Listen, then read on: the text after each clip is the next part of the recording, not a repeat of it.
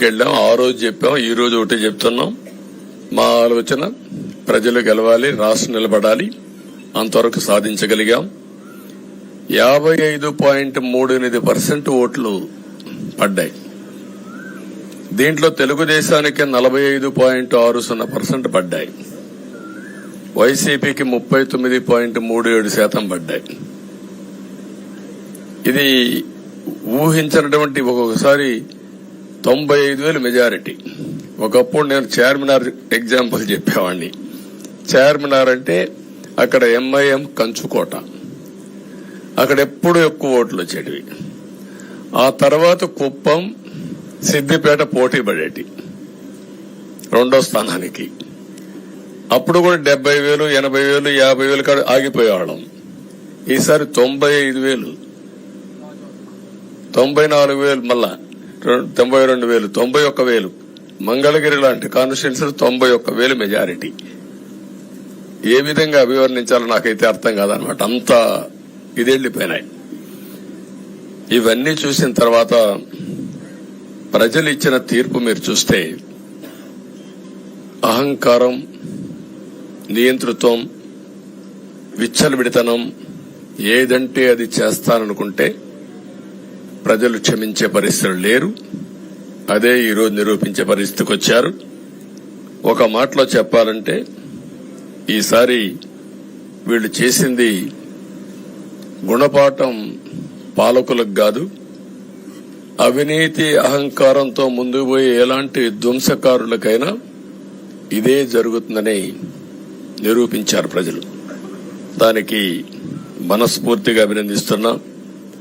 అదే సమయంలో 5 సంవత్సరాలు మా కార్యకర్తల పడిన ఇబ్బందులు, చాలా మంది స్లీప్లెస్ నైట్స్, కంటి నిండా నిద్రపోని పరిస్థితి. అక్కడి నుంచి నేను చూస్తే చాలా కడాన మనిషిని హింస పెడుతూ, నువ్వు ప్రాణంతో బతకాలంటే జై జగన్ అనమంటే జై తెలుగుదేశం, జై చంద్రబాబుని ప్రాణాలు వదిలిన సందర్భం చంద్రయ్య. ఇది తలుచుకుంటే ఆ కమిట్మెంటే, ఆ త్యాగాల ఫలితమే ఈరోజు ప్రజాస్వామ్యాన్ని కాపాడుకోగలిగాం.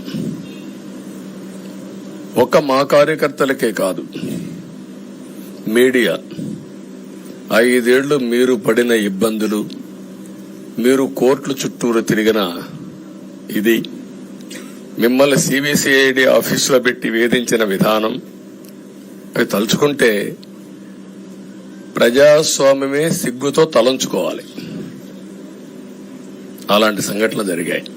మేనేజ్మెంట్ని ఒకరినని కాదు, ఎవరినైనా పట్టుకురావచ్చు, ఏదైనా చేయొచ్చు అనే ధీమా వచ్చేసి ఇష్టానుసారంగా ప్రవర్తించే పరిస్థితికి వచ్చారు. అదే సమయంలో ప్రజల మీద, మా పార్టీ మీద సరే, ఈవెన్ జనసేన, పవన్ కళ్యాణ్, ఆయనకు కూడా స్వేచ్ఛ లేదు. ఎక్కడైనా సరే విశాఖపట్నానికి వెళితే ఉన్న పళంగా విశాఖపట్నం నుంచి వెకేట్ చేయాలని తిరిగి, అంటే నగర బహిష్కరణ. ఒక నాయకుడిని నగర బహిష్కరణ చేస్తే కారణం చెప్పకుండా ఇంకా వేరే వాళ్ళ కథ ఏముంటుందో మనం ఆలోచించుకోవాల్సిన అవసరం ఉంది. కేసులు పెడితే ఎందుకు పెట్టావు కేసు అని అడిగితే దానికి సమాధానం చెప్పకుండా ముందు నిన్ను అరెస్ట్ చేస్తున్నాం, తర్వాత కేసు డీటెయిల్స్ ఇస్తా ఉంటారు. ఇలాంటి చాలా జరిగాయి. ఇవన్నిటికీ పరిష్కారం కోసం ఈరోజు మనం చూసిన తర్వాత ఇది మాకేదో అధికారం అని మేము అనుకోవడం లేదు, ఒక బాధ్యత. మేము పాలకులమే కాదు, సేవకులం అని చెప్పి నినాదానికి శ్రీకారం చుట్టారు. ఇవన్నీ గుర్తుపెట్టుకొని పనిచేస్తాం. నేను చాలా స్పష్టంగా సూపర్ 6 ఇచ్చాం. అదే మాదిరిగా ప్రజాగళం ఎన్నికల మేనిఫెస్టో ఇచ్చాం.